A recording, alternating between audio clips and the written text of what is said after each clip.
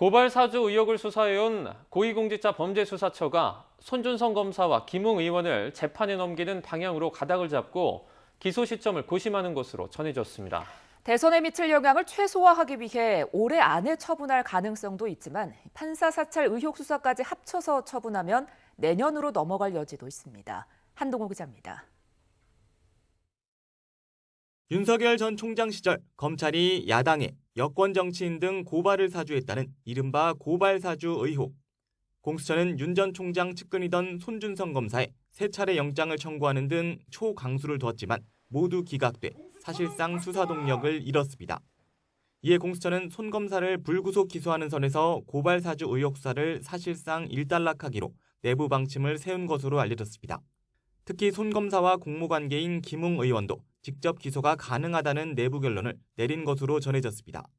공수처법엔 검사와 판사, 고위경찰에 대해서만 직접 기소할 수 있다고 명시돼 있고 범행 당시 김 의원은 고위공직자 신분도 아니었지만 관련 조항에 따라 손 검사와 공무원관계로 묶어 함께 기소할 수 있다는 판단입니다.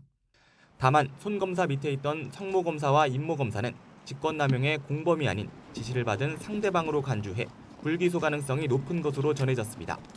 그러나 윤석열 국민의힘 대선 후보는 연루됐다는 내부 진술을 확보하거나 소환 조사 등을 거치지 않아 현 단계에서 결론을 내릴 수 있을지 미지수입니다. 이제 관건은 처분 시점입니다. 손 검사는 이른바 판사 사찰 의혹에도 연루됐는데 지난해 윤 후보 지시로 재판부 사찰 의혹 문건을 작성하고 배포한 데 관여한 혐의로 입건된 상태입니다.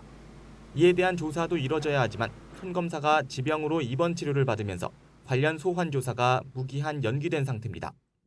공수처 내부에선 손 검사의 고발 사주 관련 혐의만 우선 기소해야 한다는 의견과 판사 사찰 의혹 수사까지 마치고 한꺼번에 기소해야 한다는 주장이 논의된 것으로 전해졌습니다. 전자라면 대선에 미칠 영향 등을 고려해 올해 기소할 가능성이 높지만 후자라면 물리적으로 올해는 처분이 어렵습니다. 최종적으로 어떤 결정이 나오든 대선 전국에 직간접적으로 영향을 미칠 수밖에 없어 공수처 지휘부의 고심은 깊어지고 있습니다. YTN 한동우입니다.